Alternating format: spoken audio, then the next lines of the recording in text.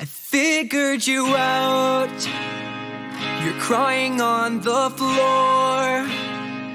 You do this to feel important. No one's ever listening. Is this what you're about? What a waste of potential.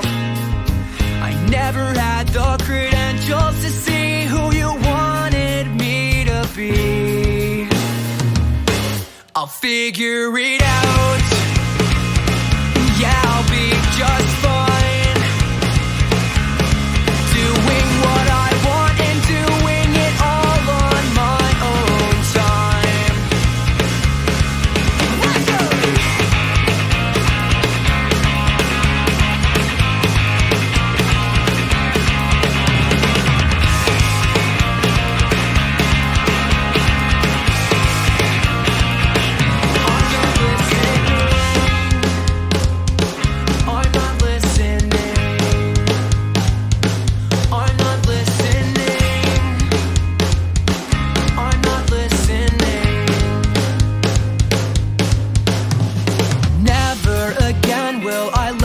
Pretend that the words that you say aren't the words that you meant. So I let you defend all your choices again, placing distance between two us trying to mend.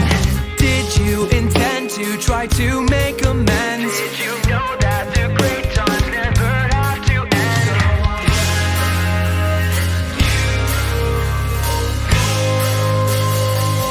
Why not listening? La la la la la la la. Not listening. La la la la la la la. Not listening. I'm not listening. I'll figure it out. Yeah, I'll be just fine. Doing what I want and doing it all on my own time. I'm not listening. That was I'm Not Listening off the album Safe Space. Welcome, everybody, to a special edition of the ODPH podcast, better known as the Ocho Duro Parlay Hour. I am your host, Ken M. Joining me in the studio, holding down the boards, though he's not jumping on the microphone just yet, but he is in the building. His name is Padawan J. But fear not, because we have a special co-host for a special guest. Our co-host, you know him. He is an ODPH favorite. His episode is still reigning, defending, most downloaded episode in ODPH history from the band Floodlands, which the album Sea of Sarin is in stores now or wherever you find your music. If you don't have it in your collection, step your game up and get it now. Ladies and gentlemen, give it up for the one and only Jimmy Gazdik. Thanks, man. Thanks for having me back. Oh, thank you. I'm excited for this one. I'm super excited you could make it in here, and I'm super excited for our guest that is in studio.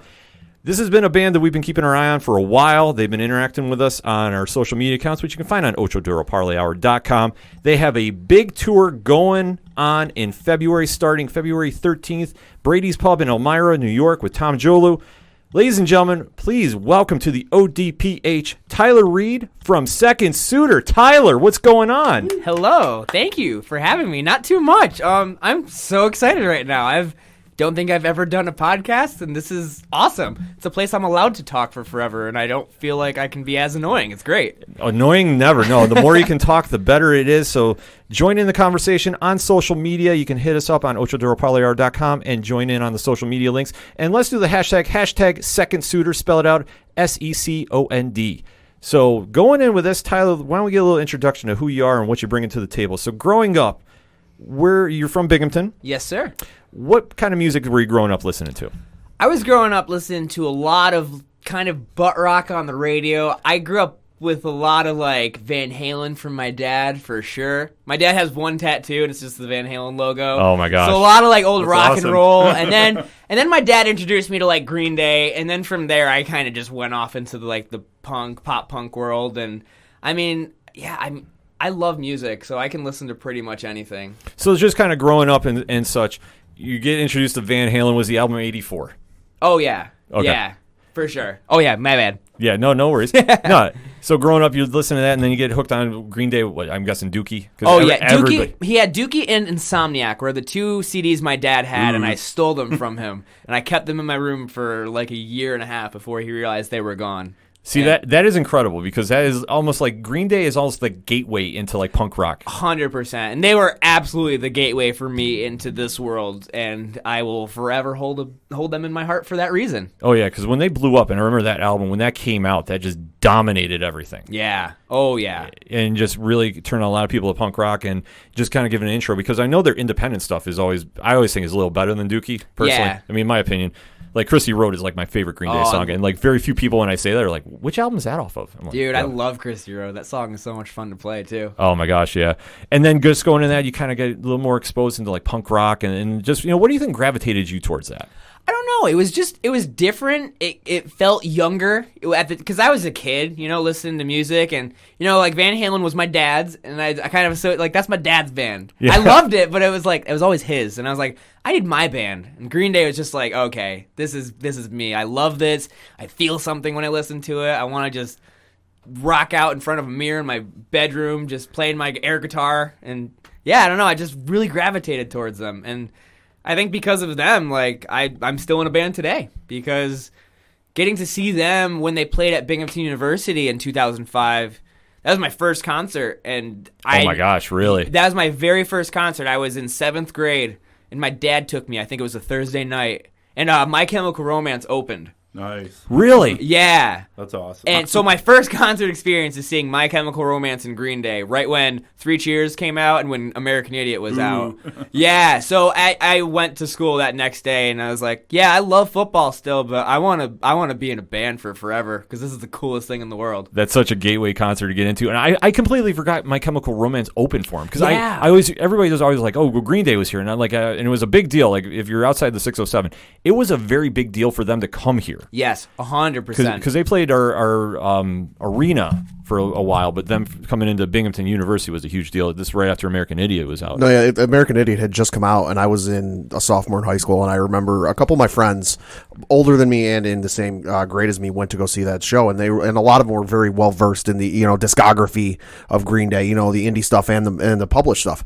And I remember one of my friends coming into school the next day, and I was like, "Oh, so how was the concert?" He's like, "Oh God, it was amazing." He goes, "And the funniest thing happened." I go, "What's that?" He goes, "Well, they opened with American Idiot." And I go, "Yeah."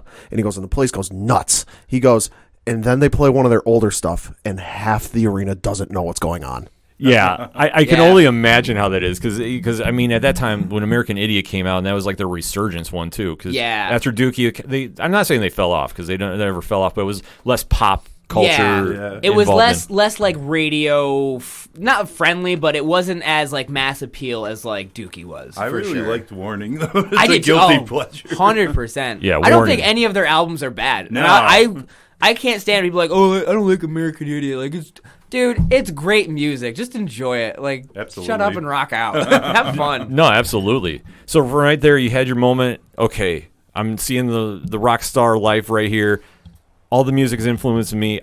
I love football, but music is my passion. That's where I'm going. Yeah, pretty much. So right then and there, were you starting to learn about playing music, or how did you kind of roll that out further? Well, honestly, I had been taking guitar lessons for a couple months or even weeks when I saw Green Day for the first time. And at that point, I was just like, I don't know if I want to do this. Like, this is cool. This is like a lot of work. I'm a kid. I want to go run around with my friends. Yeah. And then I saw Green Day. And it had nothing to do with like I want fame. I want money. I want girls. No. Like, it was like, what a spectacle. Like, these dudes are putting on a show right now. Like, they don't care how much they're making. They are having fun. They are enjoying it, and that's what I want. I love just being on stage with my band. It's so much fun. I get to just play my songs, and the fact that anyone listens is crazy to me. So I just love to play. I love to have fun, and Green Day taught me that, Yeah. What was your first instrument then that you owned?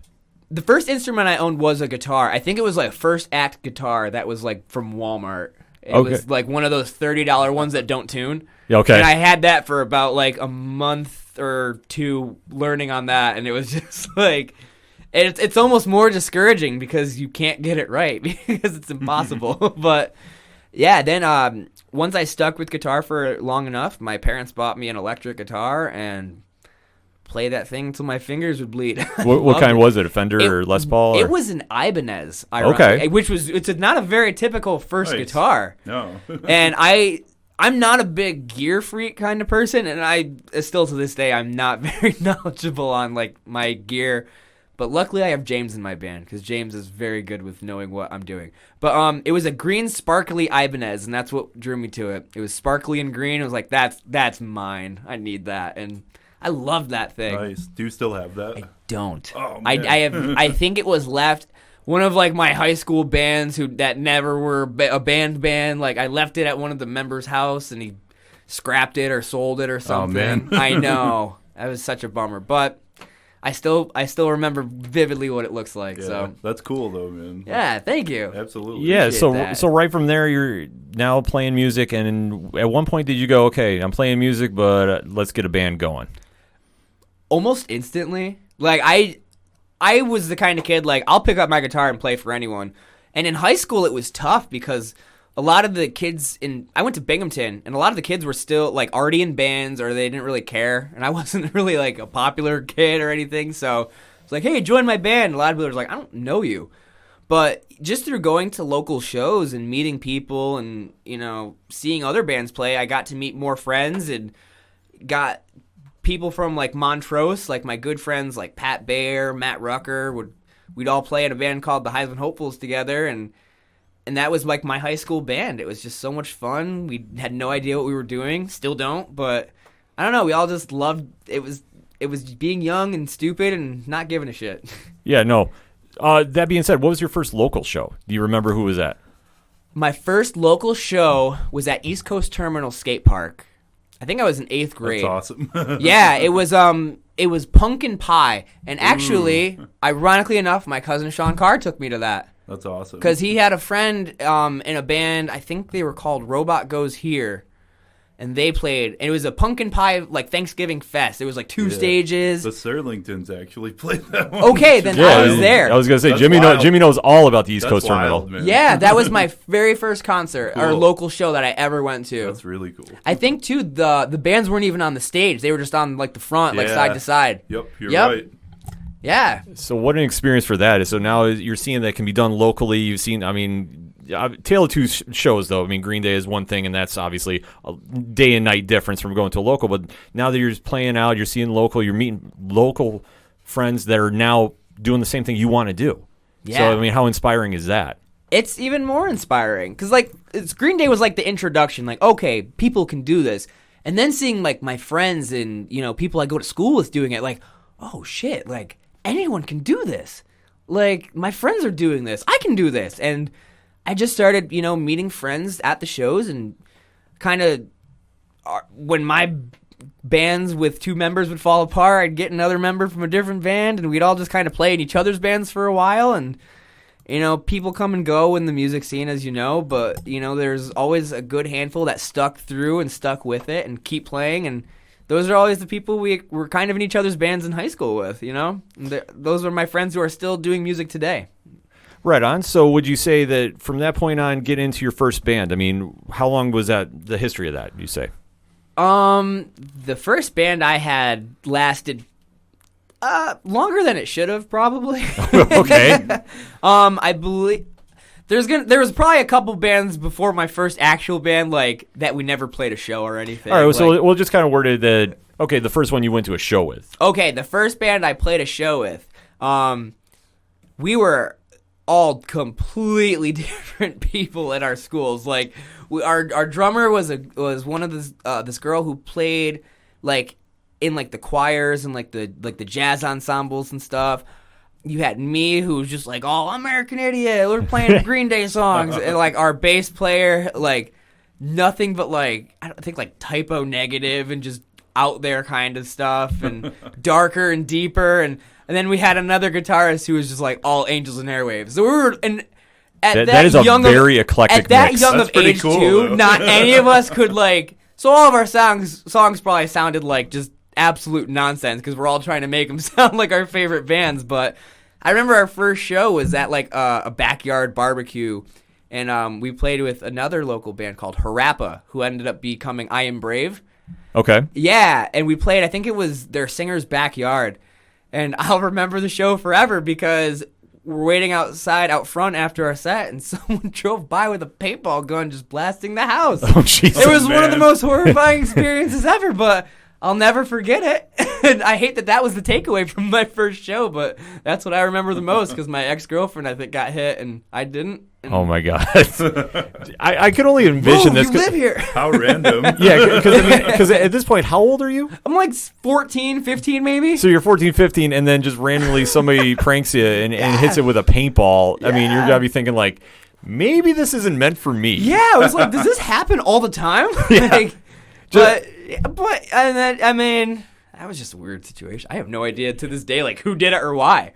That is so random. Like Yeah. I'm just trying to envision this, just like you're randomly and just somebody's pranking and shooting because I would assume it'd be a prank to do that, especially at a show. Because, like, even the show, like, I mean, no one gave a shit about my band, and I didn't expect them to. But I was still on this high, like, oh my God, I just played a show with my friends. This is awesome. And then, what the fuck am I getting shot at for? So at this point, are you rethinking it, or you're like, nope, on to the next one. I want to get this On to the memory, next one. this memory I completely gotta out of my get way. this taste out of my mouth. I know it's gonna get better, and it did. A little bit. Well, I would say because you don't really hear about too many paintball incidents happening at shows. Yeah, no more of that at shows. Yeah, please no. One and done at least. I don't think we've ever had a paintball incident since, so we'll take it. I'm knocking on wood right now for it.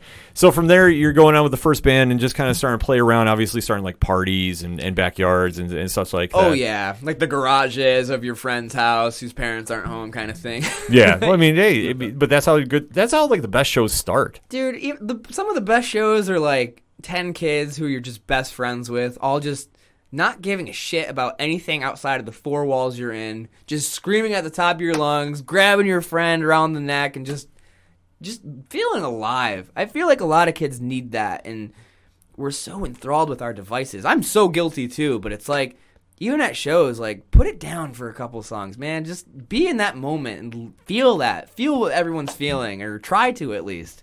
Yeah, no, I'm guilty of it too because usually, 100% I am. I'm Same here. yeah, Yeah, I'm so guilty, but it's like I'm trying to make a conscious effort to be better about it, especially at shows. Like, I don't need 100 pictures of a band. Like, what does it matter? Like, I just want to be here. I want to sing these songs. I want to feel this moment because I've been looking forward to it for so long. But I think we're all conditioned to feel like we're going to lose this moment if we don't take every picture of it and every video of it. We're never going to remember it. And it's like, I'd rather remember the feeling I had than the picture I saw. You know what I mean? Yeah. Absolutely. So I'm trying to make that effort to feel a little bit more at shows. Yeah, no, I try doing the same thing too. Like, I'll usually try taping like a song. Like, if a band asks me to tape one for them, and I usually I'll sit up there and hopefully nobody knocks the phone out of my hand. I was telling Tyler off air about the first incident when I was at a Crimson show, and Oh, yeah. and a certain notable band that I will not name on here because I love them knocked the phone out of my hand because they were running into the pit there. Classic. Yeah, I know what you're talking about. Yeah. Shout out to Julian and company because they're amazing people. But I digress. But that being said, though, it's like I try making a point now to experience it too, because I mean that's something that, and you touched upon a great point, that everybody is so electronically attached these days that putting away the phone and not having to post everything with a hashtag up there is a little distracting. And just going to a normal show where just everybody's there for the music, just to have fun and just enjoy the time you're in.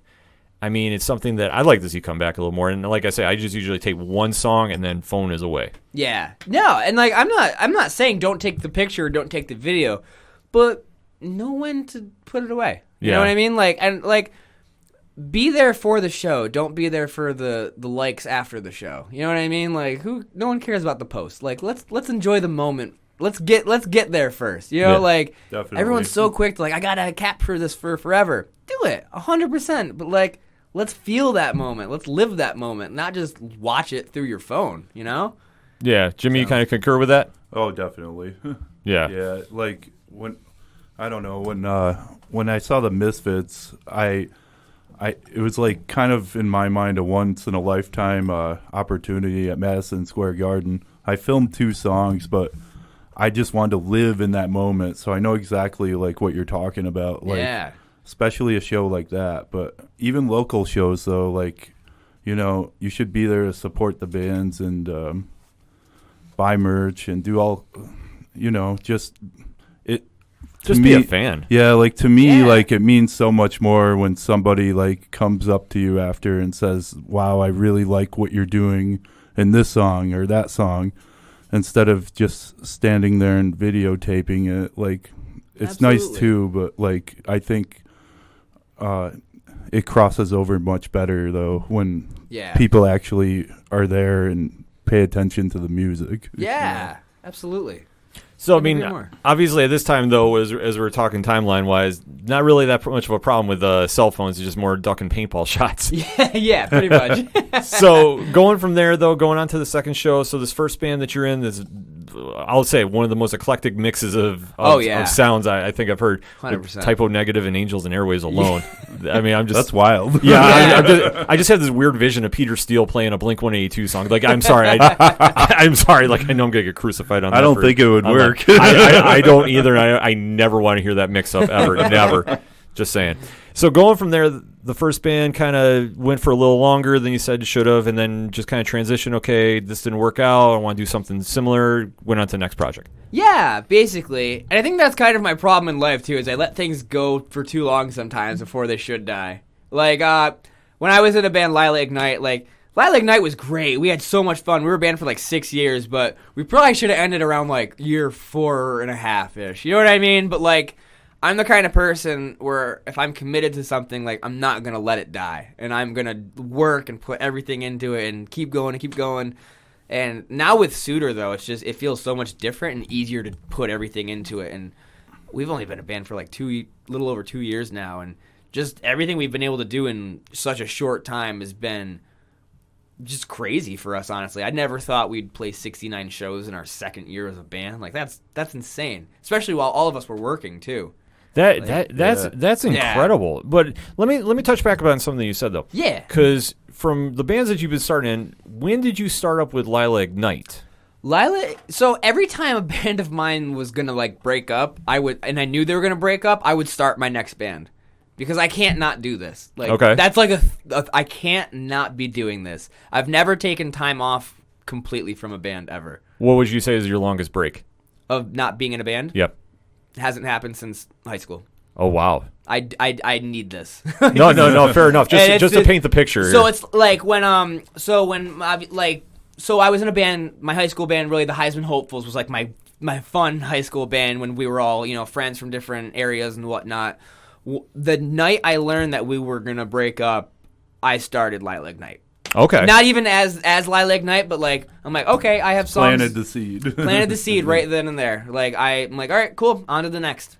And then from Lila, what would you describe the sound of Lila for our listeners that are not familiar? Lila Ignite was a little angsty punk rock, but also kind of warm, say anything type lovey ballady songs too. It was weird. We were kind of angry and in love and angry at the same time. It's kind of weird. No, sometimes it happens. Just to be versatile like that. Yeah, yes. I would say we were very just a visceral gut blah punk rock kind of thing.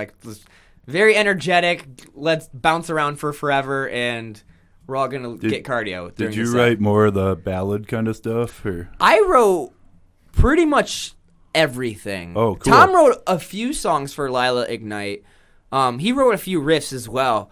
I've in most of my bands, I've pretty much been the songwriter, and I don't know why. It's how I work best for me. I've never been a person to you don't collaborate much. I'm not good at it. I don't like to. There's something about the music I play. It's just I'm a very awkward, socially anxious, introvert kind of person. And for me, this is getting everything in my life out. This is getting all of my pent-up thoughts, feelings, anything out. And I don't know why. I feel I need to be that. I need to be the songwriter. Nothing wrong with that, and which sure. is yeah, and it's so much fun. But at the same time, being in a band with Micah and James and even the Lila guys, everyone kind of knew that, but would still kind of put their flavor in what they do, which I love. Yeah, I'm not definitely. trying to stifle anyone else's creative outlet or what they love to do. But if you're the one that really feels the most passionate about it, that's what you want to bring to the table. But let's kind of deep dive into Lila Ignite, though, for our listeners. 'Cause Sure. At this time, when did it start? Lila Ignite started, I was out of high school, I know that. So I'd say around 2012-ish? Okay. Yeah, I'd say 2012, 13-ish, because we lasted around 5-6 years as a band. So who is all in this band? Lila Ignite consisted of me, my great friend Tom Lewis, who is pretty much the band Tom Jolu from Binghamton. Okay. John Shackleton was on drums, and he is now the bass player in Head Splitter, which is really. He's the bass player in Coasting on Potential, and he plays guitar in Head Splitter. Nice. Yeah, he's in. I just saw both of them recently, that's why I got him all confused because I'm like, wait, what instrument did he play? Okay, and then Adam Simmons. No, not Adam. Adam Metzer. Sorry, Adam Simmons is our friend in Florida. Adam Metzer played in Lila Ignite, and Adam was the one I was telling you guys that he posted on my Facebook, I think yesterday, about how like if he's like, how are people like not fascinated by dinosaurs? Like they're like giant lizards that were taken out by space. Like where did we lose you in that? Like like. So me and all the Lila guys are still great friends. I love them all dearly, and it's so much fun. Like we get to tour with Tom Jolu next month, so we get to play music together still, and especially for being in a band for 6 years, as you said. Yeah, I mean, and you guys toured not just locally here in the 607. You guys went up and down the East Coast, and I mean, where were some of the spots you hit? Yeah, Lila toured everywhere. We flew down to Florida. We hit Texas a couple times, which was so much fun. Texas is one of my favorite states to play, and Suitor's yet to go there. But Lila had a blast. We went out there once with Keep Flying. Okay. I think it was the very first Keep Flying tour, which was cool because I think Lila Ignite was on either the last or one of the last Survey Says tours. Okay. And then that Survey Says turned into Keep Flying, and we were on, I think, one of the first or second of the Keep Flying tours, which was really cool. I don't know why. I think that's just a cool little stat. Like, oh, we're on the last and the first kind of thing. Definitely is. Now, was this your first real touring outside of New York? It was the best touring outside of New York. Okay. Up to that point, for sure, because I mean, getting to go out with bands was so much fun. It was something we really didn't do a lot of until later on in Lila because we really didn't know what we were doing. And we still don't. We just like, oh, let's book shows. Let's just message and see what we can do it on our own, which is still what we do. I mean, we're just trying to get better at it. You know what I mean? No, absolutely. But just going out, especially from being a young age, just going out and seeing the world. Oh, it's the best. You know, like being 20-something years old and just not giving a shit about anything other than getting to the show, getting enough gas, getting a little bit of money from the gig, and getting to the next place. That's all it is, man. And I the love free it. Beer. See, I don't drink. Oh, okay. Nothing wrong with that. Which is crazy. Like, bartenders look at me so strange sometimes where I'm like, can I get a water? They're like, you're in the band. I'm like, Nothing yeah, wrong with that. Yeah, I don't discourage it in any way, shape, or form. Yeah, but just to go out, especially, like you say, going to different cities. And how would you describe the crowds? Like, everybody know who you were? Or Oh, God, no. Oh, absolutely not. No one knew who we were. It was awesome, though. I don't mind that. I like kind of playing to new audiences too. It's I keep turning. No, that's all right. Just make sure it sounds coming through good. No worries. Absolutely. But no, no one really knew who we were at any of these shows, which was okay. I mean, we'd have a few friends here and there, like, oh, we used to live in New York. That's awesome. But it was fun to get out into the world and just see these different venues that were not basements in Binghamton and not what we saw every other weekend. It's so much fun to see how different music scenes work and operate and how different music venues are.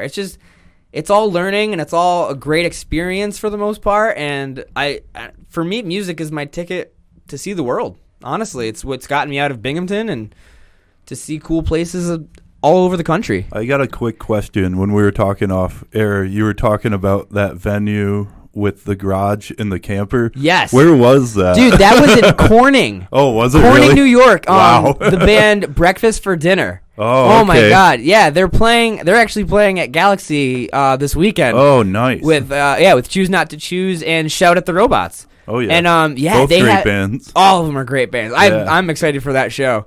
But it's conflicting because wrestling's also Saturday night. Saturday night, there's so much going on. We were talking about this off air. There's so much going on in the 607 Saturday night. It's crazy. Yeah, we don't know. I mean, what do you guys think? Are you guys going to go to wrestling? Or are you going to go to the show? Or are you going to try to swing both? I might try to do both Yeah? because The wrestling ends at 9, so I think the show would still be going on. I think that's probably the best option. Yeah. That might work out. Well, I'm about it. Well, Plus, you got to see your cousin. I know. It's conflicting because I want to see Sean wrestle, but I also want to see James play. Yeah. It's like, what do I do? Well, according to 3FN, Three Fat Nerds podcast, I guess I'm the owner of Excite, so I have to go to Excite. All right, we will see you there. That's what I've been told. You have to go, obviously, listen to their programming. They'll be able to deep dive about that because I'm just learning about this. So I have to go there first. Shout out to Johnny Moose and everybody at Team Excite. But I'm going to try hitting both. Like, that's going to be the goal. Yeah. So we'll see if it Mine happens. too. Well, if you're the owner of Excite, I have to apologize for sneaking into so many shows when you were We'll at be Post talking 80. about that later in the show.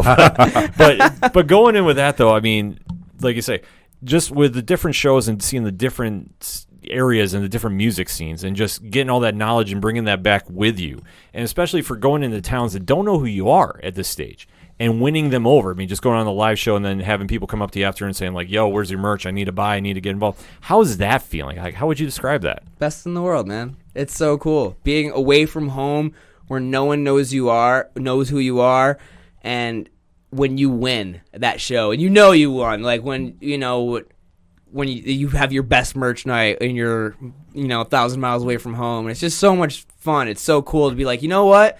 I am good enough. I can do this. This is fucking cool, man. And it's just, I'm so appreciative of those experiences. It's so much fun now, like, to go back down to Florida to play, and some people like have our shirts and they wear them to shows. It's like, oh my God, like that's the craziest shit in the world to me. Like, I love that. It makes me feel so happy. And, not that I look for validation from anyone, because I do this because it's what I love to do, but it's extremely, satisfying and feels so fucking awesome, like we're doing something right when people show up to our shows wearing shirts, and we sell a crap load at shows and people are just into the show. It's just so much fun. It means so much to see that and to feel that. Yeah, absolutely. I mean, I can only imagine, especially when you play multiple states, like different times, like just going back and seeing how that is. Yeah. And just seeing the crowds getting bigger, and then people know who your songs are. I mean, that for me has to be like the biggest trip to go down, because especially you go down there, nobody knows who you are. Like, we're just going to use like Florida, for example. Yeah. And you go there, you put on a killer set, you obviously do your thing on stage, and then the next show you come back down and you see people wearing the shirts, people singing the songs. How is that? I mean, it could be a person, and it's still just like, oh my God, like that person remembers. Like that, to me, that shows like we did something right to where that person came back and saw us again. And it's happened a couple times, and it's like, oh my God, like, and you make that connection with that person, and for us, it's like, I'm probably super annoying about it. I'm like, oh my God, like, you're here again? Like, that's crazy. Like, thank you so much for coming to the show. Like, I want to be your friend. Like, I just love that. And it genuinely just makes me so happy that anyone believes in this weird ass wacky band of ours, It means the world to me. yeah, and especially for you say Lila lasted 6 years. I mean, how many albums did you guys put out? Lila put out, I believe, 3 or 4. Like 3 in one EP? I think, yeah, something like that. Because we had the long, not punk rock was like 20 songs or something like that. But yeah, I think three albums in an EP, something like that. Okay. And then just so you said about year 4, it was kind of like, felt a change in... You could feel it. I think that was the point where, like, Tom was starting Tom Jolu a little bit more seriously, which was awesome for him. John was kind of going off and doing other bands and whatnot. And Adam was kind of at a point where he was just kind of, going through stuff in his life. And you could kind of feel everyone being a little detached from it, which it sucked because I'm a kind of person, like, I don't do side projects. Like, when I'm in something, I'm in it wholeheartedly. And, it sucked at the time to kind of feel everyone breaking away, because it almost felt like all 3 of my friends were breaking up with me at the same time. I was like, oh, this sucks. Oh, man. But like, well, especially going on tour and just bonding like that. I mean, Yeah. you become like a second family. absolutely, and it does. It is a second family, and that's like the band Patent Pending. They have an album, Second Family, and it's that vibe, and that's what the music world creates, is that second family. And so it sucked to like feel that, but it wasn't like my friends doing anything out of malice or trying to hurt me. It's just understanding now. It's like, we're all at that point where we needed to walk away from it, and I almost wish we would have realized it a little bit sooner,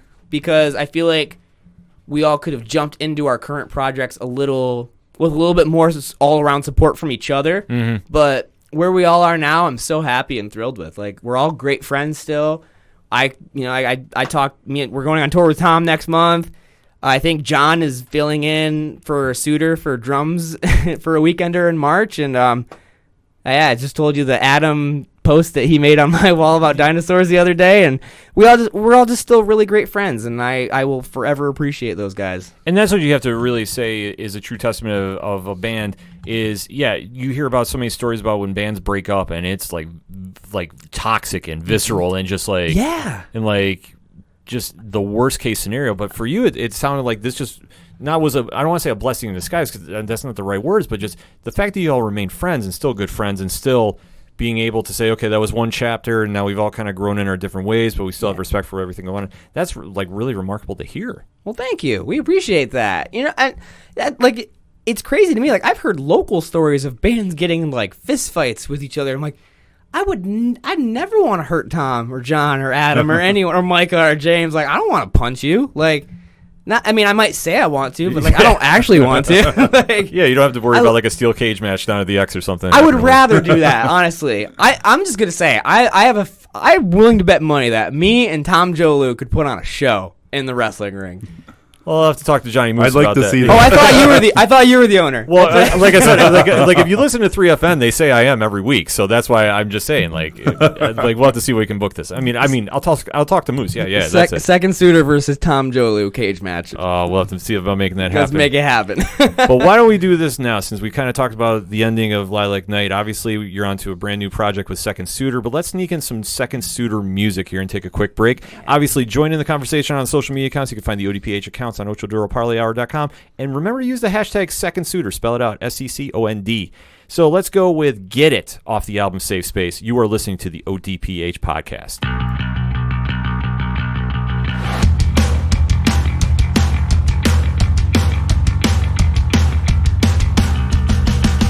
I want you to get it. I want you to understand. I'm doing the best I can, but not as good as I want to be. I just want to get it.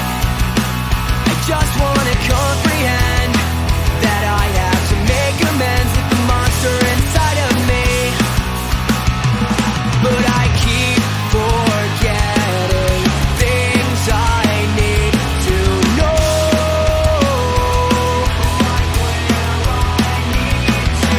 Where I'm from becomes the great unknown. And I can't seem to get it. None of this is making sense. I built up too many fences to let this get the best of me. You can't just forget it, because it will manifest. I'm not getting any rest as it is. I only wanna dream, but I keep forgetting things I need to know.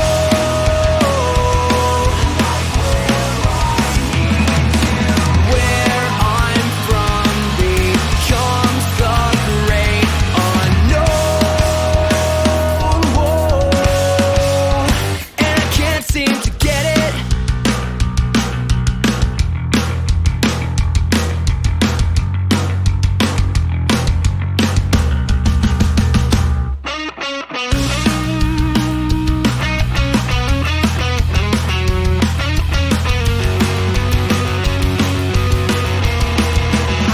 I want you to get it.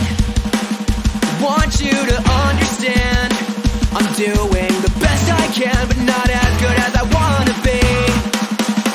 I just want to get it, because it will manifest. I'm not getting any rest as it is. I only want to dream. I just want to get it, get it, get it, get it, get it, get it, get it, get it, get it, get it, get it, get it. That was Get It off Safe Space. You are listening to a special edition of the ODPH podcast with special co-host Jimmy Gazdik from Floodlands in studio. And our guest of honor for this episode, Tyler Reed from Second Suitor. That's me. So Tyler was breaking down in the first segment about growing up and his different influences and what ultimately became the band Lila Ignite, which was together for 6 years, touring and albums. And then it came to an end, and now we're in the transition phase where for the first time in a long time, you're not in a band. And what ultimately led to what your new project is? So, yeah, once I knew that Lila was at its end, so every time any band of mine was breaking up and I knew we were breaking up, I would start my next band. Like, I can't not do this, so I'm always in a band. So once I knew Lila was ending, I had a batch of songs that I had written probably for Lila. In all honesty, it was probably intended for Lila, but they never were Lila songs. And I went down to Philadelphia and recorded with my good friend Pat Bear. He used to live above the venue, the Boot and Saddle in Philly, which is on Broad Street. Oh, wow, okay. Yeah, he used to live, like, above it on, like, the top floor That's of his awesome. building. Yeah. So we went down there, and I recorded, I think, a 5-song little demo EP called The Sky Is Falling Down, where I played every instrument on the EP, which is I've never played drums on any recording gonna say, or I in didn't any know. band ever. So how much of a challenge was that? It was horrifying, but I didn't give a shit because I had a chip on my shoulder. I was like, all right, if everyone's going to leave me, I'm going to do it on my own. And I was like, fuck it, I'm just going to go. If it sucks, it sucks, but I'm going to try it. How DIY, man. That's awesome. Yeah, it was just like, I'm going to go for it. And honestly, to this day, like, I can still listen to I think, one of the songs, and I'm like, okay, I did okay. It was all right. But no, I loved it. It was such a fun experience, and I was definitely proud of myself because I was like, oh, wow, I did play drums and bass, and I did all the vocals and guitar. I was like, this is crazy, but it was so much fun. Yeah, because at this stage, like I say, it's got to be such a transition phase, too, going, obviously, from being in a band where you're obviously taking in everybody's input to now this is just strictly you. Yeah. And just, like, how open you are to the world, just like, this is what I want to do, this is my voice, hear it. Yeah. And it was scary during that first transition, too, because Lila didn't have, like, a big send-off or anything. We played our last shows, and that was it. We weren't like, hey, we're done, we're going to do a big banger. Like, no, it was just like, we're done, later. This is out.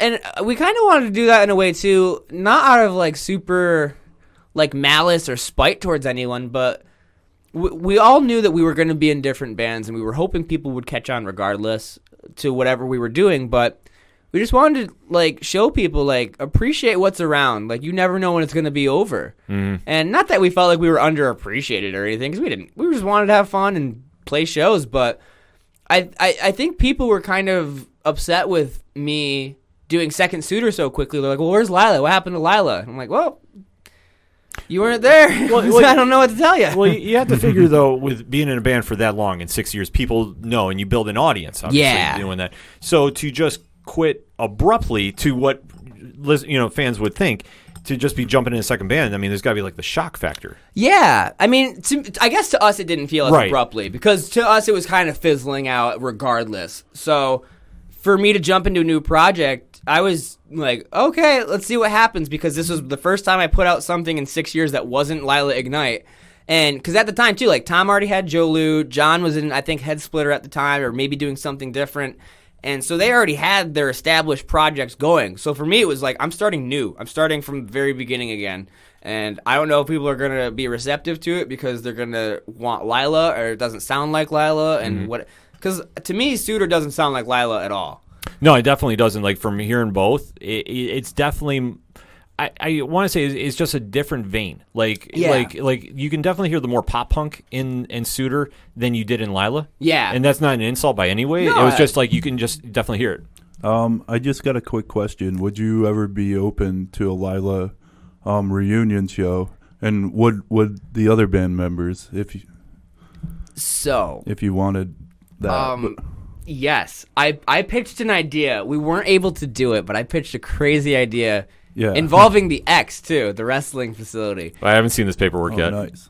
So Lila Ignite had a song called Hey George Washington, where we recorded a music video in the Excite Ring with Sean Carr, Nice. Axel Lennox, Austin Molinari, Joey Sassano, like these guys were acted as like the old the founding fathers, and we wrestled them in the music video. Oh wow! That's So it was part of awesome. our music video. So I pitched an idea to Sean for. We used to run an event every year called Halloween for Christmas, where we would just do Halloween for Christmas, exactly what it sounds like. I wanted to do it at the X, but I wanted to do like Second Suitor, Tom Jolu, Head Splitter, and Lila Ignite. But in between, That's a great idea. But in between each band's having wrestling, Cool. but also before Lila Ignite's set, having a wrestling rematch between Lila Ignite and the presidents from the George Washington video again. That was I my love whole it. story pitch. We weren't able to do it, obviously, because I Yeah. was like, hey, can we pull this off in like 3 weeks? And it was like, no, you're fucking stupid. Of course we can't. But I loved that idea, and I'm not opposed to doing something like that at some cool, point. man. That, That's good to know. But I will say Lila probably would never reunite as a full-time thing. But I would not put it past us to do at least maybe one show at some yeah, point. just maybe a reunion show Yeah, or so. something like that. Cool. no, that's awesome. That's good to know. Yeah. and I'm fully now aboard with this idea of doing it at the X. Yeah, that makes it sound way cooler, doesn't it? Yeah, that like I'm just envisioning this, and like I said, I'll have to. I mean, I guess I could sign off on this allegedly, but I know, Mr. Owner. Yeah, I know. Like I said, I just found this message. Well, buddy, we'll have to see. Yeah. So that being said, oh man, we're having too much fun on this That one. was too Oh, perfect. Yeah. So we're going into this, and obviously with Second Suitor now, you put out the first EP, and what would you say is the reaction now to this? The reaction to the first EP was, I feel like people were hesitant at first because it wasn't Lila. And I kind of expected people to be hesitant. I knew some people were going to listen to it and at least give it a shot. But also, Lila was at a level where we had just recorded at, like, Nada Recording Studios. We put out, like, a really polished EP. And then I'm like, hey, here's 5 songs that I played every instrument on at my buddy's upstairs, loft. Like, Oh yeah, but you see that a lot though. I mean, the one that comes to mind for me is like some of Linkin Park's early stuff. Yeah. Compared to some of their stuff in the middle, very different, and people very hesitant when it was first coming out, but they eventually turned on to it. very true. So, and that's kind of what I think is, even right now, is kind of starting to happen with Suitor. Is like, people are like, oh yeah, like, I can listen to it. Like, it's cool. Like, Yeah. Lila's gone, but it's okay, because Suitor's around now. You always want to grow as a musician too, and it sounds like you have, like, through your newer songwriting. Thank you. No, I Absolutely. appreciate that. Definitely. And I don't know, like, one thing I pride myself on is, like, I feel like I've never really changed who I was. I've just evolved as a musician, as a Yeah. songwriter. But, like, even if you listen to old, like, Heisman Hopefuls, Lila Ignite stuff, like, it's consistently me throughout all of Yeah. it. But I've just grown up and, like, Totally.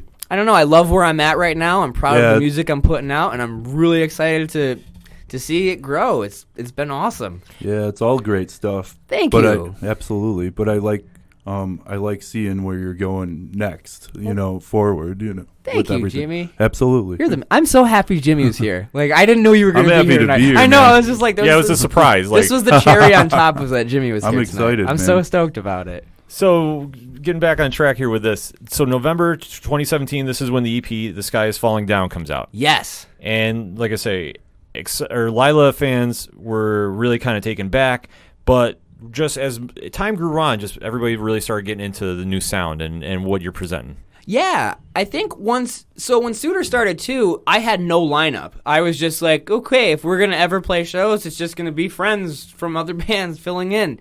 And that's what it was for probably the first half of the first year, was just me finding friends who were available. Like, I remember one weekend specifically, I drove down to Philadelphia and played a show on a Friday night, and both Pete and Aaron from the band Above the Mendoza played drums and bass for me.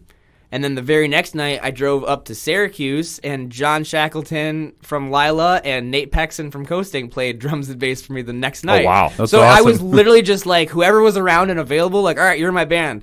And then great band from Buffalo, New York called Kill the Clock offered us to go out on tour with them for a 5-day run up in the Northeast. Nice. And it was, we never had toured yet as Suitor. And I reached out, I think originally to Micah. He was in Hillcrest at Oh the yeah, time. great band. Great band. I know, I love Hillcrest. Yeah, me that too. was so much fun band. But Micah was originally supposed to play bass for a tour for Suitor. and he was like, I know, like, James is in Hillcrest right now. He can play drums. And they ended up, Micah, like, switched it. They He was switched. Like, they did. Micah was like, I think I want to play drums. And James was like, I think I'd be better on bass than that. Cool. And we practiced twice, went on tour with Kill the Clock, and when we got home from that tour was when Safe Space was released. It was our release show. Sweet. And from there, I kind of just stole Micah and James, and I feel like we have grown so much tighter together. And oh, yeah. They're we don't both suck great nearly musicians. as bad. Oh, dude. You know how awful it is to be the weak link in your own band? I wouldn't say that. Micah and James will talk and, like, go into, like, theory. And I'm just like, yeah. you are speaking in hieroglyphics to me right now. I have no idea what's happening. I'm with you on that. Yeah, but no, I absolutely adore both Micah and James. And I'm very happy that it worked out how it worked out, where Micah's on drums and James is on bass. Oh, 'cause definitely. I love the dynamic we all have as a three-piece. Are they both full-time members? Yeah, they Okay. are. Basically, it never was intended to have any full-time members other than me and Second Suitor, but once we did that first tour, I was like, oh, I'm keeping you. Like, Sweet. you're not going anywhere. Well, it's just, you know, that That's moment when awesome. you're playing and it just gels, and it's just like, it's like the right fit. Like I always say, like with our podcast, like when we had Coach Duffy and he just kind of came in and we weren't really planning at the time, is just doing a guest spot, and he just knocked it out of the park so much. It was like, do you want to stay on and do the show? And he was like, hell yeah. And then, Nice. you know, now here we are. So like, I fully get that. It's just, you know, you go out, and especially from doing it on your own, to start out with, you know, The Sky's Falling Down, to do the EP, and then to go into, you know, Safe Space, where you're looking at about, like, if I'm doing my math right, like almost like a year and a half later. Yeah, almost. And then just to have, you know, Micah and James just jump on, and just, you feel it gelling, and just here you are, and just how tighter you're getting the sound, and just going out and, you know, presenting everything with it is just, I mean, how much of a relief that's got to be. Oh my God, it's so much fun. And like, I remember being on that tour, and like the first few shows were rough. Like, we really weren't tight at all, and we knew it. But I remember there was a show we played the day before Binghamton, which was the hometown release show. We played in Syracuse. And we, like, made it a point, like, in the parking lot before us that, like, this is the turning point. Either we're going to be a kick-ass band, or, you know, we're going to have to figure some shit out. And we played the best set we had ever played up to that point in Syracuse. Awesome. And it was like, okay, like, we're going to fucking do this. And, like, from that show on, it was like, all right, it's game on. We know we can be a really good band. Like, let's kick ass. And I don't mean that in an arrogant way either. Just, like, I know, like, not like we're better than anyone, but it's like, all right, we know what we're doing. We can kick ass. Nothing wrong with wanting to bring quality to the table. Hell yeah. Yeah, absolutely. That's the thing. If you want to really drive this, and especially when music is your passion, just like anything you're passionate about, you want the best. Yeah. And if you know you can get it out, if you know that, like, your team, you want them to be on your level, and this is where you challenge them, and this is where the cream rises, so to speak. This is where you go, okay, we have one chance to do this. Make the impression. If we're going to be it, let's be it. If we're not, then so be it.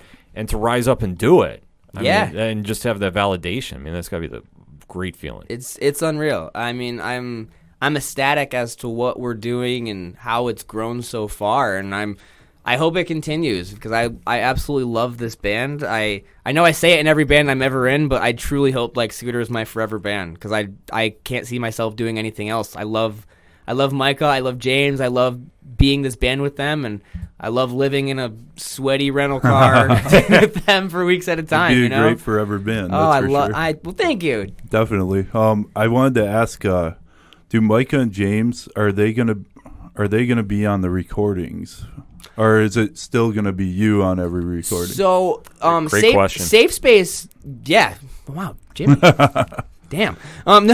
So Safe Space was actually just me and Scott Rasmussen, who recorded it, also played drums, bass, and a little bit of the guitar cool. on Safe Space, because he had a lot of cool ideas. I'm a very, like, let me just plug in and rip. Like, was he in Coasting? Scott was actually the original drummer for Lila Ignite. Oh, okay. And I also should mention that Dan Congdon was also the original bassist for Lila Ignite. Dan Congdon's bounced around in a few bands in the area, too. I think he's currently in Head Splitter now. Okay, But yeah, cool. shout out to Dan, too, because I don't want to leave him out. He was definitely in Lila Ignite, and he was a big part of it for, like, the 3 years he was in it. So, love Dan. And I remember, too, because Dan actually messaged me, I think, last night, just making sure that my family was still having a Super Bowl party this year. He's like, "You're having Super Bowl, right?" Like, yeah, come on over, Dan. Oh, nice. Yes, but yeah, I completely lost my train of thought thinking about Dan. I was just That's fine, man. I was just asking if Micah and James will ever be on any of Second Suitor records. So we actually are just about finished with a new EP that we recorded. Oh, okay. And Micah and Very James nice. fully did their parts. They played drums, they played bass, there's backup vocals. Nice. And this is the first time Suitors had a real combined effort on an EP. Awesome. Do they add any of their flavor to the... Oh, absolutely. I think to the so, record? tremendously, which I'm so excited to have that brought out again. Like, I love... So on The Sky is Falling Down, which is the one that I did every instrument on, there's one song on it called Optimist Adjacent. And on this new EP, we re-recorded it. I've never re-recorded any song I've ever been in with any band. And... is probably my favorite one so far. It just sounds so much different, so much bigger than the original. Like, I'm super proud of how I did it on the first run through, but like that's a perfect example to me of like what James and Micah brought to this band. That's great. So I'm so excited for everyone to hear that song. I'm really excited to hear it for sure. Thank you. Absolutely. I'm so excited. We don't have any art or anything yet, but we know we're calling it Second Suitor's Cool. Super Duper EP. Do you do the art for your records? Or? No, I don't think I've done any art for any of our EPs. Cool. I will say, for the current EP that we're going to do, the Super Duper one, I had a student at the school I work for draw the main character for the EP cover. Oh, that's great. And That's awesome. I'm so excited about it. She has a really unique, kind of weird art style, and this girl, Grace, I was just like, hey, would you be down to like draw something like a character for me for my band's thing? She was like, yeah, sure. Wow. That's so that's cool. awesome. So Yeah. I'm really excited that I have a student doing that. I'm really pumped on that. That's I'm great. really stoked on it. So you're a teacher? I'm a monitor at an alternative learning okay, school. nice. Yeah, That's awesome. for 2 more days. Oh, yeah. Friday is officially Second my Suitor last day. full-time now, Yep, right? 2 more days, and then Second Suitor full time for the rest of my life. Hopefully, That's awesome. Yeah. I got another question Sure. I Hit gotta me. ask you. What's your thoughts on Julian Hepworth's Second Suitor cover? Dude. I'm mad at it because you shouldn't be allowed to do a cover of my song that's better than what I can do. No, Julian is Heck yeah. phenomenal. Like, I loved that so much. I think Micah, James, and I listened to it like coming home from a show, like in the cool. car. And it was like, what? Like, this is some crazy shit. I just found out about this too because Tyler was talking about this off air before you showed up. And Really? Cool. You know how much of a big SATR Yeah, fan shout I out the am. robots are the Yeah, best, man. Hell yeah. Yeah. So let alone, because, or I guess a little semi-spoiler, we're going to close with Coffee because that's my favorite Second Suitor song. Cool. So now I have to go search It's a this great one. out because I didn't know Julian did this. You probably shouldn't listen to Julian's version because then you're not going to want to listen to ours anymore. Then we'll just swap it out. Like I'll talk yeah, to Julian. put Julian's in at the end 'cause it's cooler. We'll see if we can get it on YouTube. No, but I just heard about that, and that's just like incredible, and just especially just coming out in just a short notice. I mean, you think about it, 2 years now, Second Suitor's been involved, and to see the influence you're having, which other bands are now covering your stuff. I mean, That's crazy. I was gonna say, how wild is that? Yeah, it is. It's just like when I saw that he posted that, it was just like, wait, like this is a joke, or am I gonna click this and something's gonna like scare me or pop It'd out? be like a yeah, like, Rick roll or something like that. Yeah, but like it's crazy to me that Julian or anybody would even cover our music. Like I love that. I think actually we had a couple friends. Our friend Jenna Sispansky, she covered a song on ukulele before too. Oh, Really? Nice. And then I have a friend, Sydney. She made actually with an old Lila song. She made like a dancey pop mix of an old Lila. Nice. It's just it's fucking weird, but it's so cool. Like I love if anyone ever covers Second Suitor, please like tag me, show me. I love to see that kind of shit. I don't want to speak for you, but it's kind of like the ultimate like compliment, man. 100%. You know? No, dude, I totally. You have to think that Yeah. because especially like I say, and especially being young, like such a brand new band, almost like 2 years is not really a long time per I se. know. That's, Yeah. that's awesome. And to especially come out and have that influence. I mean, to say that's the ultimate compliment is an understatement. Like in my opinion, like that 100%. That is just to really see where you're going and progressing, and especially where you want to take the band. I mean, when you're already having people cover your stuff, I mean, how does it get better? I mean, you have to think about it, and especially going with the songwriting aspect of it too. Because now you've done the 2 EPs, pretty much been all you doing the songwriting. to now that you're including Micah and James in the next portion that you're going to be doing, the new EP, like what would you say is your influences for songwriting, and where you think now the changes are? Yeah, so like I still typically am like the songwriter for Second Suitor, 100%. But it's cool now, like with James and Micah, like throwing their style into drumming, into bass and whatnot. But they're still they're both great with knowing like, hey, this is Tyler's band. Like this is his artistic kind of vision. Your baby. It's my baby, 100%. And God, like I don't know. I love being influenced by anything. I like to write a lot of like hypothetical love songs about girls that don't actually exist because yeah. Are a lot I've been out of a relationship for 2 years, so I'm like, all right, I'm just gonna create a love story in my head. And I on this new EP, I have one song that we wrote. It's called One Winged Angel, which is just jam-packed with nothing but like New Japan wrestling references. That like, is freaking cool. That is, I cannot wait to hear this. I'm so excited. It's like it's totally different from anything we've done. It's kind of like a super soft, like doo-woppy vibe. It's kind of spacey, but like, yeah, just all the lyrical content is pretty much like wrestling references and like, hey, we're cute kind of stuff. So I can't wait for people to hear it. I think Has Sean Carr heard it? He has not yet. I'll have to send it to him and see if it gets approval from Sean. Cool. Yeah, that'd be something for a music video. Yeah. Oh, Just a little footnote there. absolutely. I'll throw that out at you. Yeah. But so now you're getting ready now to go on tour. Yes. So let's take a quick break because now we've talked about the EPs. Second Suitor is rolling. The band is gelling. Let's throw in one quick break because then we got to talk about the big tour coming up. Sounds great. So let's go back to the EP, Safe Space. You know it. We are here on the ODPH with Tyler Reed from Second Suitor, so stay tuned.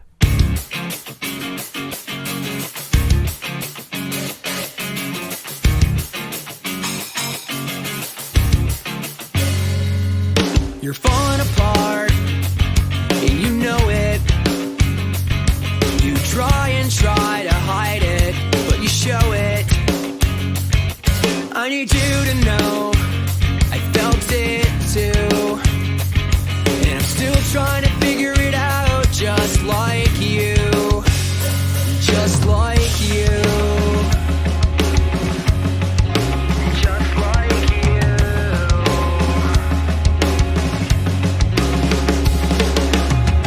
If you could see through my eyes or feel through my skin, maybe then you'd understand. But you never did. You never took the time to ask how I felt, assuming that I'd be okay, just like everybody else. Like everybody else. Like everybody else. Like everybody else. God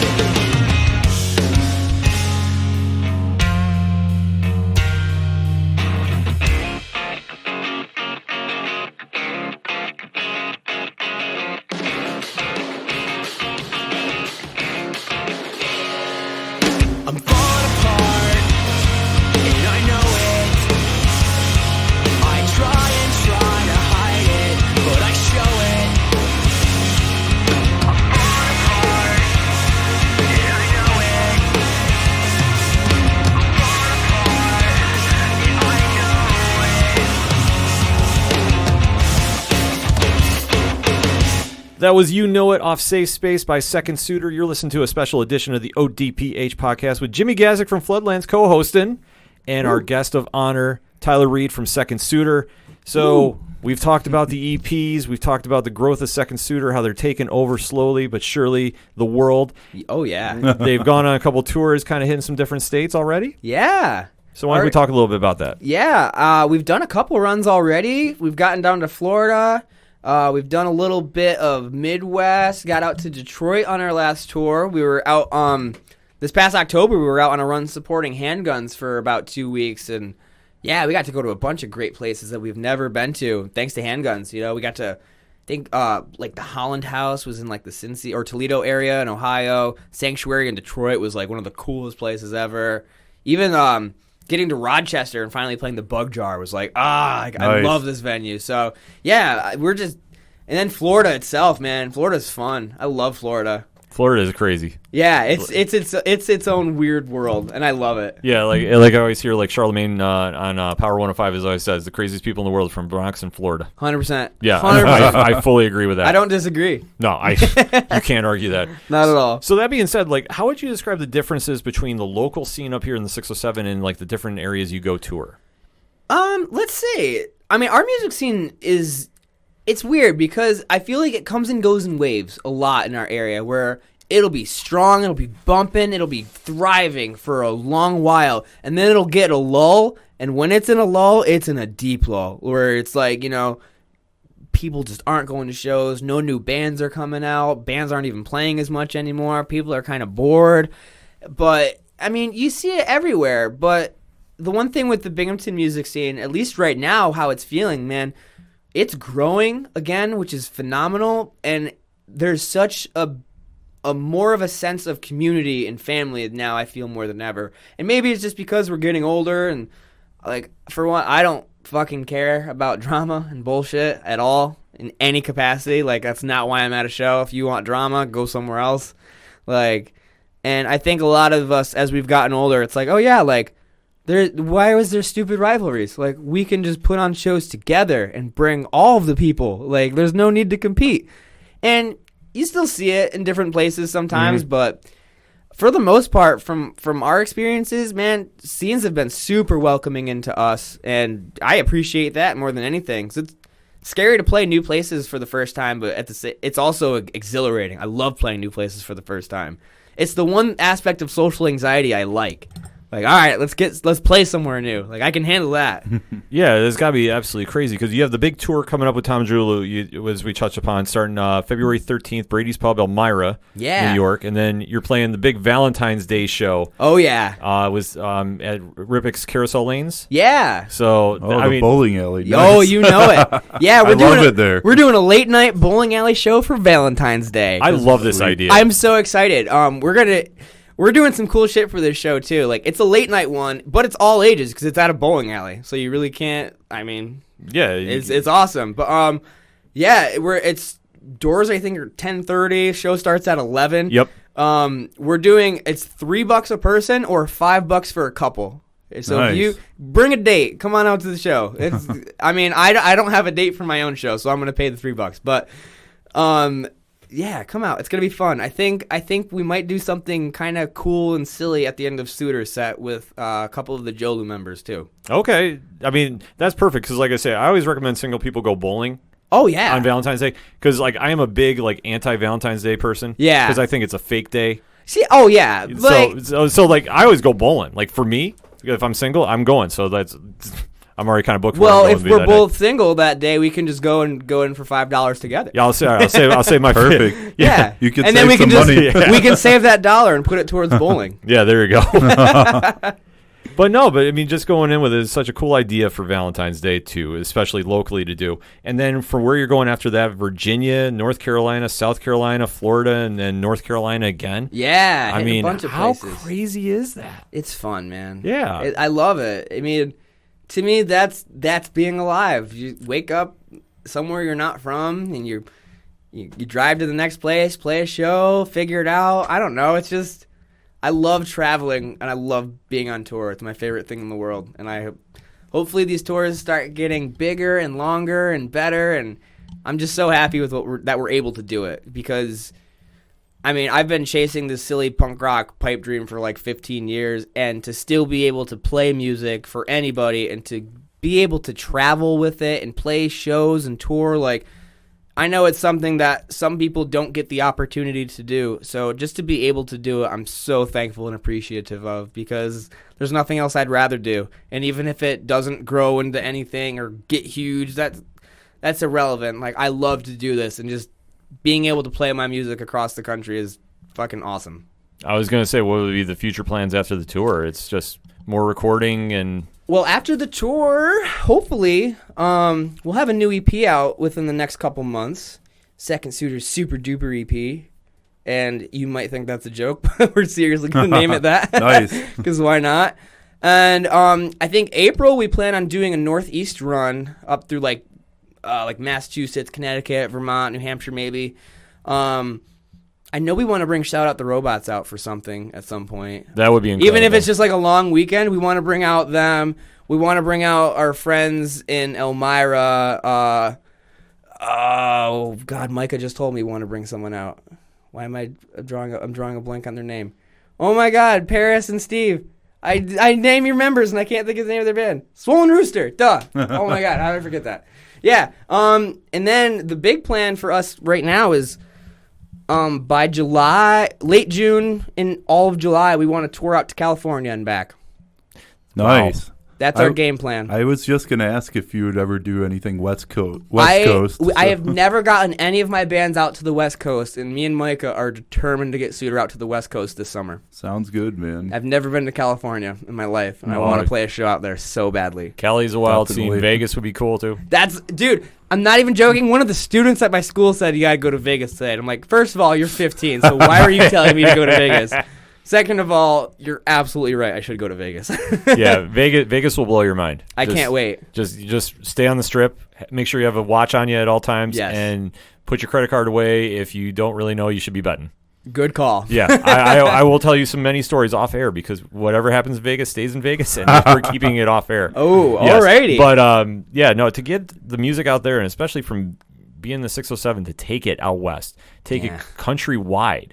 Yeah, we're trying to, man. I know, but that's just such a great goal to have. Yeah. Just to really grow and just take the full advantage, because like you say, as you touched upon, that you're going to be making Second Suitor your full-time job. Yeah. And, I mean, how brave it is to do, and just live in the moment and take it as far as you can run with it. Absolutely. And, I've kind of stigmatized myself my whole life growing up. Like, I don't know, like, you almost feel a judgment on yourself more than from anyone else. And it's like, well, you can't do this. You're 28, da-da-da.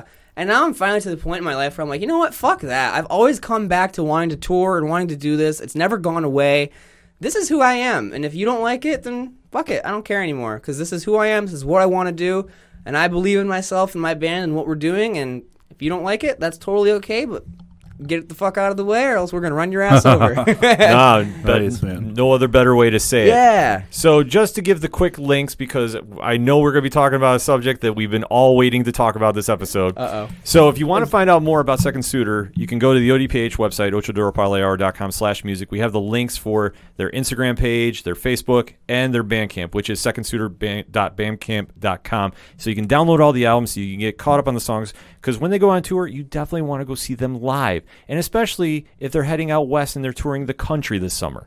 That is where you want to go see them, folks. So you can say, I heard them on the ODPH, and go to the shows and sing along, and you'll be right along with the crowd. You'll be one step ahead of them. Yeah, come sing with us. But I love when people sing.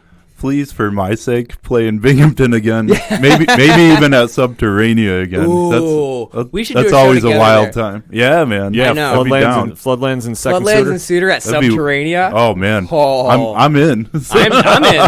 We'll make it happen. I say, Sounds good. I don't know if we can pull off another #607 podcast con season kickoff, but maybe that'd be the time to do that, and maybe throw our good friend Shout in there too. I'm putting that energy out in the world. I don't know. Let's see what we can make happen. I'm down. So sounds good. Obviously, we got to talk some wrestling. Oh, yes. Because we're all big wrestling fans here. Pat is a huge wrestling fan as well, and he's been maintaining the boards, making sure the sound is good for this. Sounding crisp. Yes, sounding very crisp. And Sean's cousin. And yeah, so obviously, finally we're done with this music shit. Now we can talk about wrestling. now we can get the real Tyler's cousin, Sean. Yes, my cousin, the hybrid Sean Carr. Who almost had the American Legion Post 80 torn down to the ground in the 2CW days. Yes. I remember a You steel go, Sean. cage match with him and Axel Lennox there. It was wild, man. Dude, hell yeah. I just remember that match very clearly. It was a 2CW ladder match for the 2CW Yes. championship against Sean Carr and the captain, That's Nick right. Nick Ando. Ando, Yeah, dude, that hell was yeah. Oh one my! of the- That was the one where I was convinced the place was going to get torn down because Sean grabbed the belt, dropped it, the captain grabbed it up, the captain won the belt. Dude. I looked at Ken and I go, "We need to find the door and get out." Yeah. now. No shit. Yeah, Yeah, we- dude, that was wild. Was that also the time where he his intro was 10 minutes long and he just kept coming through the crowd through Oh, the different- captain, Yeah, yeah, the yeah. captain. Because he Captain used to Gilligan come to Island go thing. against Island. Yeah, and he would just come through the crowd, and then he would leave the ring, go out one door, and come in another door. Once There the was song they did a came show up in I want to say it was Drivers Village or wherever it was Yeah, up in up Syracus. in Syracus that I wasn't able to go because I had work or something going on. But Ken and some of our friends went up to the show, and Ken was texting me. He goes, "You wouldn't believe what's happening right now." I go, "What's happening?" He goes, "The captain has been running around for his intro for 15 minutes." Oh yeah, we timed it. It was 15 minutes. I mean, it's indie wrestling at its best. It's so good. And like I say, for Sean too. I mean, we're all big fans of him down here. I mean, I remember the first time I saw Sean wrestle was him and Cage versus Pun and Graham. Oh my God. And it was the time they finally won the 2CW tag team titles, and it was Hell like a yeah. weapons match. And Yeah. I remember that. Yeah, I think it was the night of RVD and Sammy Callahan. Oh, yeah. I think if I'm not Wasn't mistaken. that on 420 or something? It was something. It was like the first Well, indie of show course RVD wrestles I on went to 420. locally. Or they said that was the attendance was 420. It's of course it was for RVD. Yeah, I remember. No, it was summertime because I think the attendance did say it was 420. I just remember watching that match. That was the first indie show I went to locally, and I was like, "Holy shit! What the hell is going on here?" Yeah. And obviously seeing Sean, come now to Excite and tear it up at the X2. Dude, it's crazy. Yeah.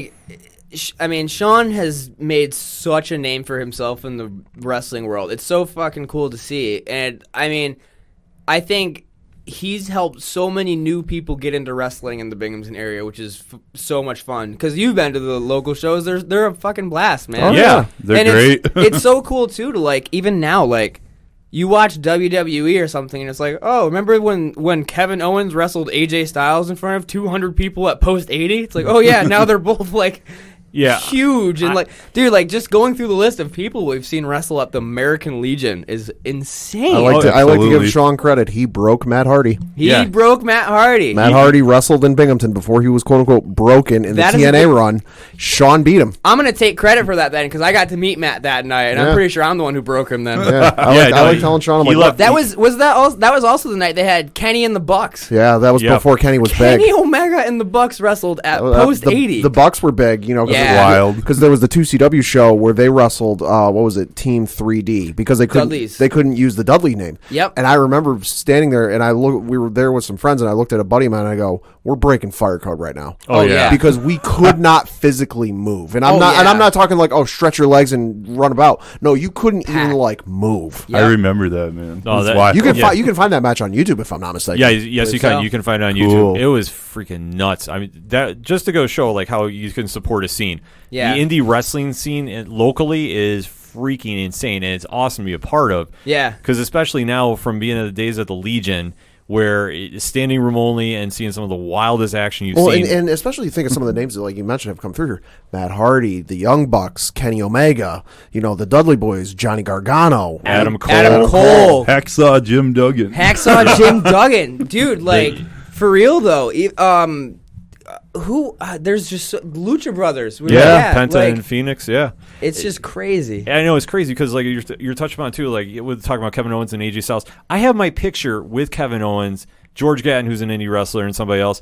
And the person who took it was Matt Jackson. That's Like how fucking crazy nuts. is that story? It goes to show. You never know when you go to an indie wrestling show who you're going to see and when they get called up to the big roster. Like I always say, the best main event I've ever seen here at Excite Wrestling was Joe Gacy versus Tommaso Ciampa. Yeah. And Ciampa was a replacement for Sami Callihan. Yeah. Crazy. Wow. I'll say my favorite match was probably when Joey Ryan faced off against Dick Justice because I left with a migraine. Yeah. Oh, I was laughing. I was laughing so hard. Was that the finish where Dick Justice tried to shoot Joey Ryan's dick, but it ricocheted off and then killed him? Yep. Yes. I left that match. I left that show with a migraine, not because of anything wrong or like loud noises or anything. I was laughing so hard. That's incredible. Yeah, the amount of wrestling we could talk locally is I know. It's insane.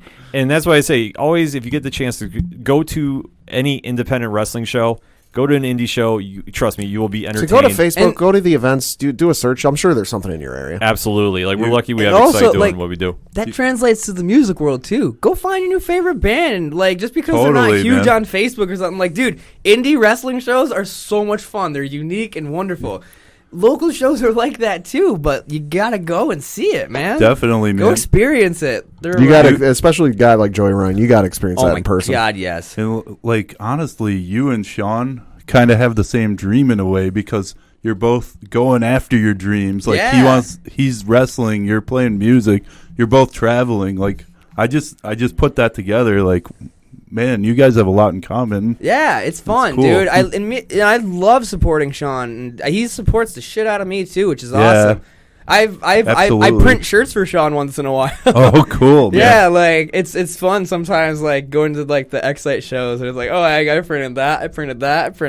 That's like, great. All the Sean Carr. I didn't know you printed shirts. I printed a bunch of them for Sean. That's great. Yeah, man. So let's talk about something that happened recently. Royal Rumble. How happy were you with the outcomes?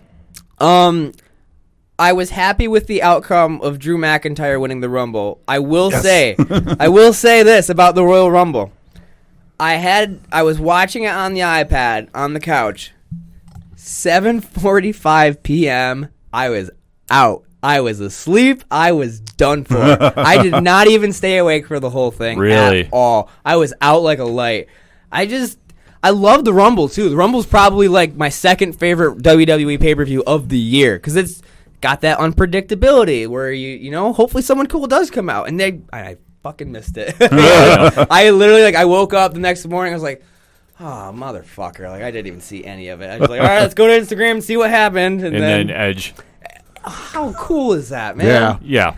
Yep. I mean, I watched the clip 100 times of him coming out because I'm like, I'm kicking myself. Like, how? Because, of course, I wake up to text messages before I can get on anything. And my cousin Chris is blowing me up like, dude, fucking Edge is back. I'm like, no. What the fuck? I know. Like, we all freaked. Like, Jimmy was here for the watch party we had. Oh, yeah. And nice. And, like, we were all like, no fucking way. Like, That's how? so, yeah. And now, especially the next night, which was the only great thing about Raw, was him and Randy Orton. Yeah, Raw getting that set up. Raw sucked that night. well, like the thing about Raw, which I don't understand, because Heyman's running it for like the creative influence, and I'm sorry, that surprises me. Yeah, because it hasn't been great. Like it's had moments where it's been like, okay, we're really doing something. And then you get stuff like the Lana Lashley Rusev angle, which is the biggest hot garbage dumpster fire. Somebody give me a garbage can. Yeah, like I like because they all deserve a better storyline. Yeah, and it's just like it's so painful to watch. And now they threw Liv Morgan into it and repackaged her. I guess like she was already being repackaged before they threw her in with this because I forget when it was like right before or after the last draft, quote unquote draft, and she was like, she tried to face Charlotte on Raw or SmackDown, which was a SmackDown. Yeah. She wanted to face Charlotte to like prove that she wasn't the second tier. There's nobody that like she deserved a chance, and Charlotte just wiped the floor with her, and she like had that like come to Jesus moment where it was like, you know what, this isn't working. I got to do something about myself. None of this is working. I don't like where I'm going with this. I'm going to come back better than ever. Yeah, and then so that was already in the works, and then they just kind of threw her in with us. But the thing with it too, though, it's like when she was in the Riot Squad, she at least had like that bubbly character. She was identifiable. Yeah, I think every time she's come out, I thought she was Dana Brooke.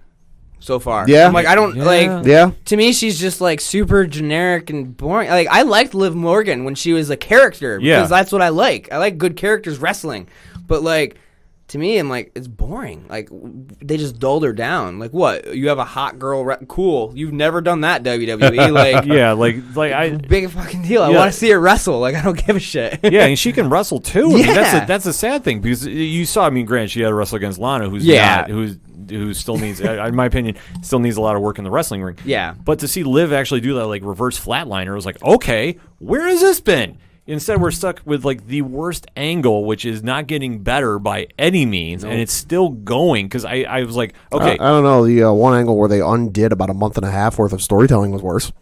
Where they brought back the Authority. I remember that. Remember we went to Jimmy's brother's like birthday get together locally, and Yeah. how pissed we were. yeah, that was a bad night. They're like, you guys look pissed. What happened? I'm like, listen, we just got done watching wrestling, and they undid a month and a half worth of storytelling. Yeah, the minute we walked in, we said the Authority's back. Like everybody that knew wrestling just went, ugh. They're like, really? Yeah, and like What the fuck? and like Billy was like, "What are you mad about?" And we're like, "Wrestling." He's like, "I don't want to talk to you guys." Like he just Billy is not a wrestling no, guy. Billy is not a wrestling fan. But by I any still means. got to get him to go to a local show because I think Yeah. he would enjoy it. I think so. Billy would be out of control Saturday night. at the Yeah. at the X. I could just see him and Tom Oh God, Tom! from Floodlands. Tom's a maniac. Yeah, Tom's a wild man. So Jason, our new guitar player, he likes to go. So you have to bring him down Yeah, Saturday. definitely. Like I said, Saturday should be like the tour. You start at the X and then you go to Galaxy for the show. Yeah, So- I'm definitely gonna try to hit both. I'm at least gonna get to one. Yeah. If I can make one, I'll be happy. I'm gonna try to do both. yeah, So- definitely. So let me ask the panel here. So what's our hopes for WrestleMania? To not fall asleep halfway through. Okay, fair enough. That Okada wrestles Tanahashi. Oh, Bold strategy, Cotton. I mean, New Japan has been killing it. Wrestle Kingdom was amazing. I didn't see it yet. Because I'm working on a link for you as I we're know. recording. so I appreciate that Yeah. very much. Because oh my I god, want Drew to get the strap, man. I want to see Drew McIntyre get Yeah. the belt. I think that would make a lot of sense. I actually called this on the wrestling show on the Three Fat Nerds podcast network.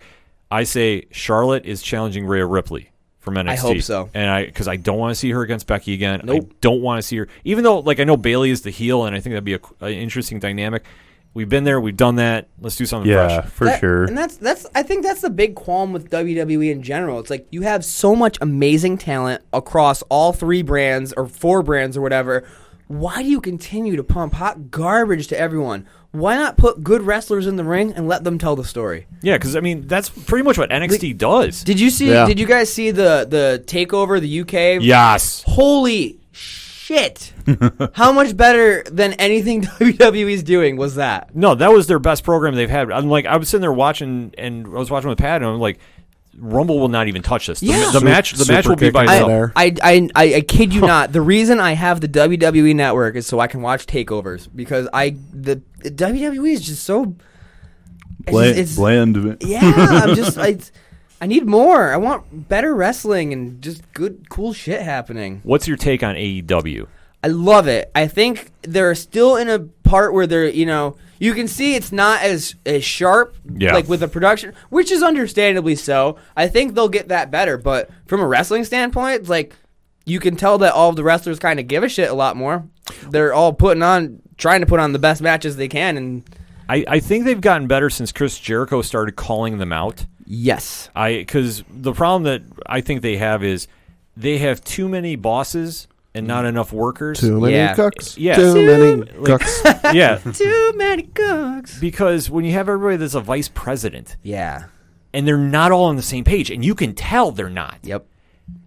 Like, what program are you watching? And I think that just hurts them because they have great wrestlers on that thing. Their women's division, I think, needs a lot of work though, and Yes. and just top to bottom, it's not on par with WWE or NXT by any means. And like I think that hurts their brand a lot. I do too in this, especially in 2020. Yeah, You know what I mean? because Like women's wrestling's legit. yeah, Like, absolutely. and you can see like they want it to be legit on AEW, but it's not there yet. You Yeah. know what I mean? Like, Like I think Brandy Rhodes' character and whatever they're doing there is hurting that. yeah, I don't really care for that. Yeah, like I know Jimmy, you haven't seen it. No, I haven't. AEW is like a great super indie that's on Yeah. TV. Gotcha. And that's how it feels too. Yeah, it definitely feels super indie. But at times they try be in WWE, and I think that hurts them. Yeah. And like I say, their women's division, it's nothing against the women that are wrestling there. Yeah. It's just, it's not coming together in the ring, and it's not coming together like on a storyline basis. Like you flip over to NXT, and NXT has like the best women's division by light years away. I remember Impact's being good. Is it still? Impact's is still pretty good. Impact's is definitely there. Jordan Grace and Tessa Blanchard are carrying that division right now. Nice. Like those are the two best ones. But even like everybody else is on the mid card there is doing well. And like the problem you just have is like AEW just is still trying to find their way. And like Tyler touched upon, the production needs work. Yeah. Like they miss a lot of shots, and it's starting to get this weird WCW Saturday Night feel to me. Okay, I got you. It's not like the good years. This is like the bad years with the robot doors and. That's my one thing with AEW. It's like, I don't think anyone wants WCW. Just be AEW. Yeah. Like, don't try to like. To me, like Bash at the Beach, like that was cool, but like to me that felt like. You're just trying to be WCW. Like, yeah. I mean, I loved the whole Jericho, the cruise ship, like, show. That was awesome. But, like, I don't know. Like, don't call it Bash at the Beach. That's I don't know. You're better than that. See, when I saw that, I thought it was WCW Panama Beach. Yeah. And I'm like, and that's why it's like, get off the cruise. Like, the cruise is cool if you're a fan and go to because it's meet and greets and all that jazz. But I like it, but probably don't do the live show from the. Yeah, like that's what I'm saying with that. Like, if you want to do like a tape match, sure, but don't do your live show from there. It looked bad. Because like what the year before, I mean, I did think it was cool with all of the crowd singing Judas one day. Because I mean, Jericho's great, but I liked when they had the Jericho cruise with like Ring of Honor because it wasn't like televised really. No, it wasn't. It was just on BET. Like I watched or like BTE rather. Yeah, like I was watching like Dalton Castle's like videos from that, and it just seemed like more of a genuine like honest experience, if that makes sense. Yeah. As opposed to like forcing a TV show production on a boat. You know what I mean? Because especially you can't get right in an arena. What are you going to do on the sea? Like when the boat is rocking? Like like I don't know. Like that whole thing, I just needs work. Like I know New Japan has been on point. New Japan is just. I need to watch Wrestle Kingdom so bad. Like I say, I'm working. I keep looking back at my phone. I appreciate it so much. Yeah, like we're gonna make this happen one way or another. Like it's gonna happen. Yeah, absolutely. Because it's been great. Like New Japan is so good. It's so good to be a wrestling fan right now. Absolutely, and especially going into Mania season. Like this is when WWE usually steps their game up. Yep. And like I say, worlds collide. Oh, so good. You think CM Punk will be at Mania? Yes. You think he'll have a match? No. I think he'll be there. I think unless they really try shoehorning him against Triple H and I think you're going to see, mark my words, you will see Punk wrestling by the end of the year. Yeah. He's got the itch. You can tell that he's coming back, and I'm sure they'll throw him enough money too. I hope so, man. But I don't think you'll see him at Mania per se. Like I think they'll kind of do a build. I think that I wouldn't doubt him winning the Rumble next year. Oh, okay. I'll even make that bold prediction. prediction. See that because that's the only thing he wants is a main event WrestleMania. Yeah. Against who? I mean, who knows at that point? But for right now, I think that he'll be involved in some way. Like he'll either be there and somebody will try like doing a vignette on him or something. But I think you'll start seeing the groundwork get laid. Do you think they have him do it as a heel or a face though? I think he wants to do it as a heel. Yeah. I don't think he wants to be a face. I think he hates being a face. I think he does too. He's like the best heel. I know. I almost hope like you almost get the vibe they might try to do like the Daniel Bryan thing, like push him as like the undefeatable odds, or he's got to do it kind of thing. Like I can just see WWE trying to roll with that. Like please don't. Yeah, I hope not. I hope not either. See, and that's the problem. I hate that with WWE. I'm conditioned to think the worst is going to happen. but you know what? They haven't given you reason not to lately. Exactly. Like that's the problem. Like because when they did the whole like the McMahons were going to step down and we're going to be on TV, and then what happened? You had Shane come right back on and be the best in the world and do that. Like it turns you off as a fan because I mean you have arguably their strongest roster they've had ever. Yeah. Yeah. And yet they find ways to botch up, like you have Nakamura on TV and then you don't have him on for like months and then suddenly he comes back with Sami Zayn. And I mean, Zayn, I'm guessing the only reason they keep him off is because he's injury prone, but I love him in his role now where they finally turn him heel. But you have guys like Cesaro who's getting lost in the shuffle. Yeah. And isn't he with Nakamura? Like that little faction. And like that's the thing too. You have these great talents together. Half the time they don't even wrestle. It's just like quick run in little thing or feuding with whoever. Like wrestle. Yeah. Cesaro and Nakamura and Sami Zayn are like three of the best wrestlers. let them wrestle. Like, I hate this like hokey nonsense anymore. Yeah. I mean, too much of it. I will with say, you. I will say, there's a couple things that are getting better, like the whole Church of Rollins thing. Yes, I'm all on board with. It's pretty cool. Yeah. So I mean, they're taking some steps, but it's, I like that he's bringing up Buddy Murphy with him. Yes. Because Buddy Murphy's a fantastic wrestler, and I think being in a heel faction is like really going to elevate his career, yeah, absolutely. Like, especially with someone like Seth Rollins. yeah, I think obviously he's got tag team gold. I don't doubt win the U.S. title at some point. Yeah, I don't know against who, but I think he's going to do it. And I can see him beating like a Ricochet. yeah, You know what I mean? yeah, because Ricochet's always better chasing, not as a champ. Yep, 100%. Yeah, so man, so much good wrestling. Out Yeah, right now. no doubt. Yeah, I love it. Absolutely. So before we let you go, is there anybody you want to shout out? Any final parting words of wisdom? Words of wisdom: drive dangerous and take chances. Don't actually do that. I work in a school. I shouldn't say that. No, I don't know. Thank you to anyone who like follows this band and believes in this batshit crazy idea of ours to be a punk rock band. Like, God, shout out to like all of you guys, the ODPH, for having me on. This is fucking cool, Jimmy. This is awesome. I'll shout out. Let's see. I'll do Tom Jolu because we're bringing him on tour next month. Shout out the Robots, Floodlands.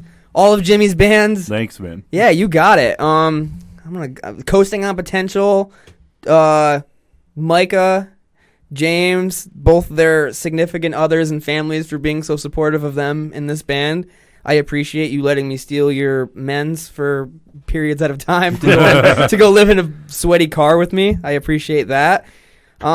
Just honestly, anyone who believes in and supports this wacky thing of ours, it means a lot, and I cannot thank you enough for listening, for coming to a show, for buying a shirt, telling your friends, coming to a show, letting us sleep on your floor, anything. It truly means a lot, and hope we get to keep doing this for a very, very, very long time. Absolutely. Jimmy, before you go, Yes, sir. what's the latest in Floodlands? We are gonna be playing February 28th at Galaxy Brewing Company with K.O.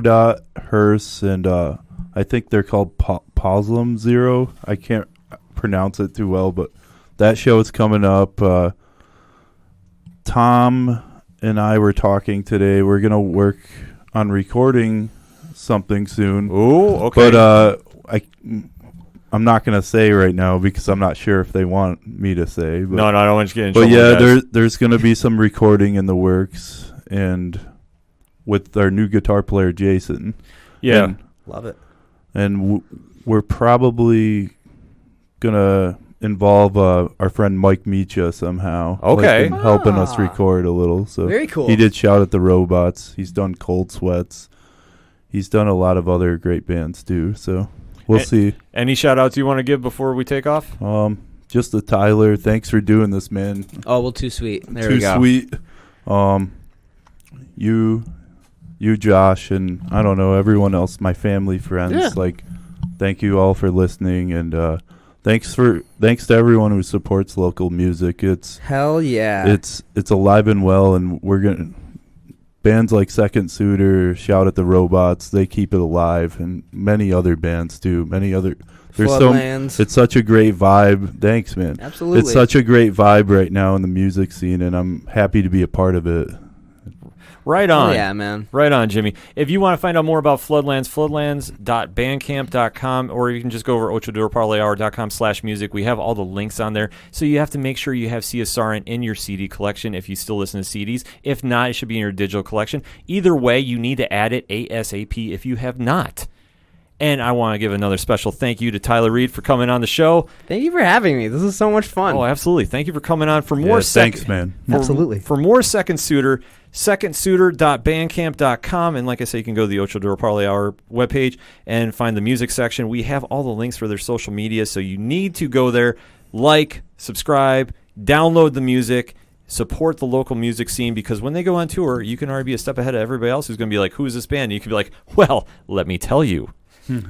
So we're going to wrap the show up with my favorite song from Second Suitor, which I have just heard the Shout at the Robots cover, and I'm going to have to get that, and I'll just be listening to Coffee all day, every day for the rest of the week, at least. So for Tyler, again, thank you for coming on the show. Thank you for having me, sir. I greatly appreciate it. For the one and only Jimmy Gazdik. Thank you, man. For Padawan J. Thank you. I'm your host, Ken M. Thank you, as always, for listening to the ODPH podcast, better known as the Ocho Duro Parlay Hour. We'll see you next time.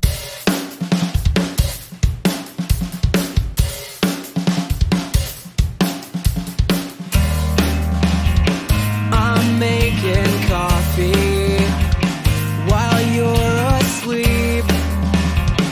You never want me, only my disease.